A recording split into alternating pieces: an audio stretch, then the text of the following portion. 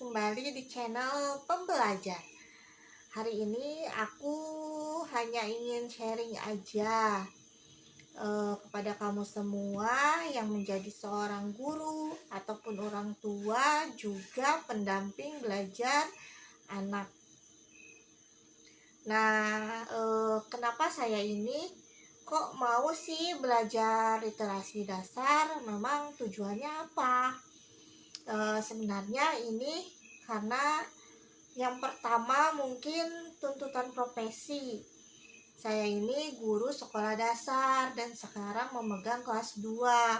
Jadi mau gak mau saya harus mengajar anak-anak itu membaca, menulis, dan berhitung dasar.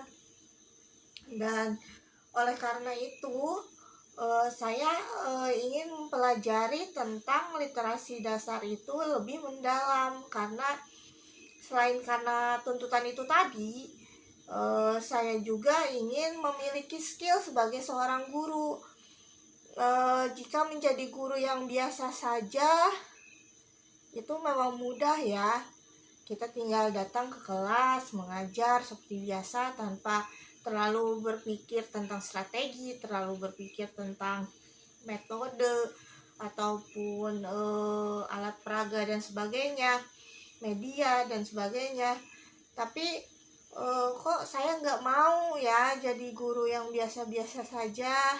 Saya ingin punya skill, karena ternyata di zaman sekarang itu yang lebih penting dari apapun itu ya skill. Kalau kita nilai sekolahnya bagus, A terus, 100 terus, tapi skillnya kosong, kita gak bisa apa-apa, gak punya keterampilan apa-apa, yaitu akhirnya zonk juga, kita gak bisa bertahan dalam persaingan di dunia luar. Nah seperti itu, makanya saya bertekad untuk mempelajari literasi dasar dan mendalaminya.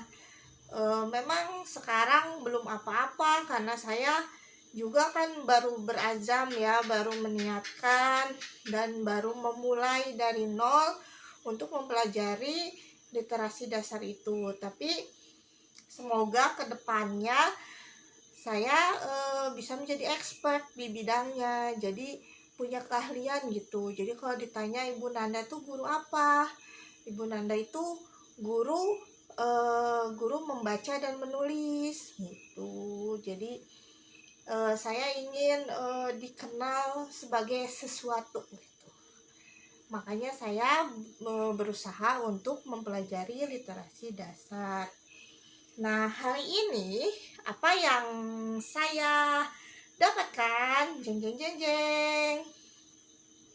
Hari ini saya menemui senior saya dulu waktu kuliah. Namanya Teh Irma Imtihani. Beliau itu seorang kepala sekolah TK, juga guru SD, dan seorang ibu yang sudah mengajar anaknya yang sekarang berumur 5 tahun dan sudah bisa membaca. Beliau juga mempunyai bimbel Al-Qalam.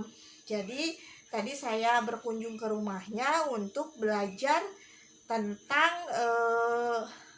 ada strategi apa nih yang bisa saya terapkan kepada murid saya nanti, atau teori-teori apa yang berkaitan dengan belajar membaca dan menulis dasar. Jadi saya berkunjung ke sana ke beliau gitu. Nah di sana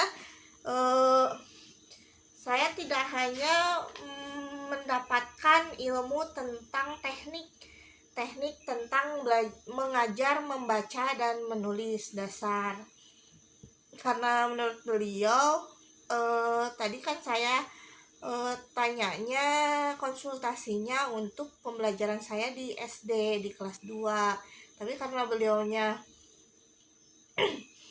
lebih expert di TK, jadi beliau tadi menjawab mungkin ini agak kurang sesuai kalau untuk bukan kurang sesuai ya, maksudnya berbeda gitu teknik di TK dan di SD gitu.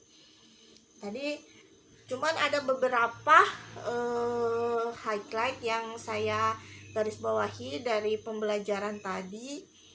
Tadi juga saya dikasih tahu tentang salah satu teknik belajar membaca dengan kata kunci. Itu teori siapa ya? Metode siapa? Lupa lagi saya. Nanti saya kasih tahu lagi. Tapi ada 6 kata kunci yang mencakup semua huruf. Nanti anak itu diajarkan dengan 6 kata kunci itu. Saya juga udah cepat bukunya. Nah, dan yang terpenting ternyata dalam mengajar membaca, apalagi di SD, apalagi untuk anak-anak yang agak terlambat belajar membacanya, kita itu ternyata harus lebih punya pendekatan kepada anaknya. Hypnoticingnya juga harus dipakai, dan kita itu ya yang paling penting itu harus ada kedekatan gitu dengan anaknya.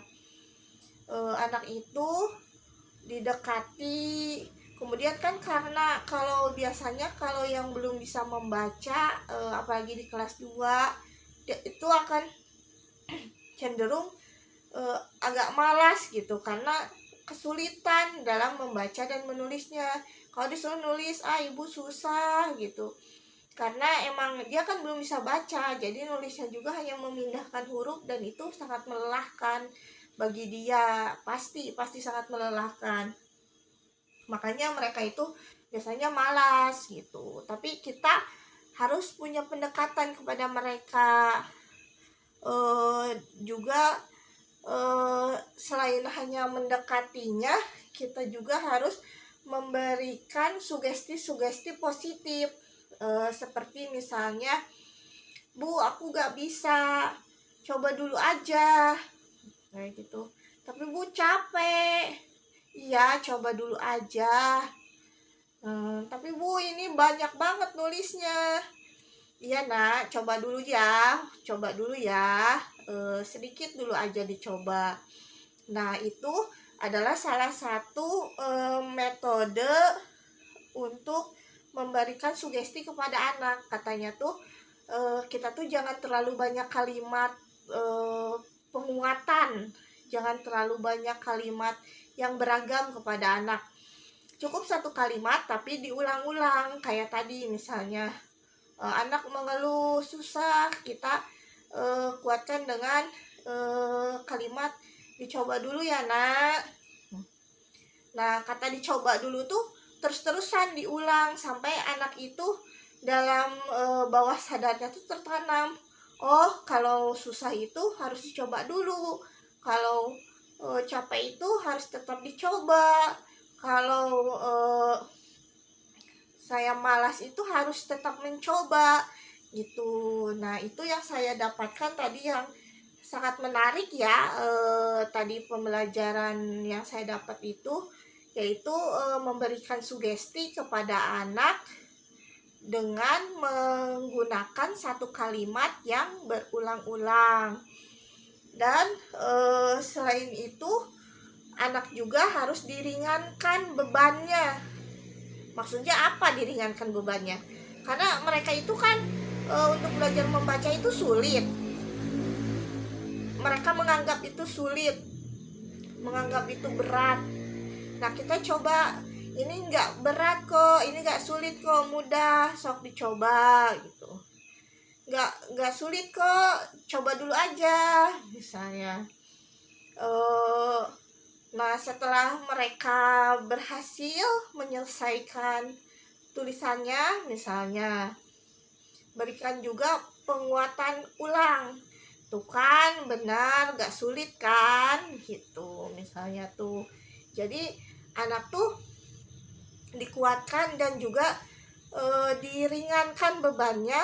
Kayak misalnya tuh, gak usah bagus-bagus kok, coba dulu aja yang kamu bisa.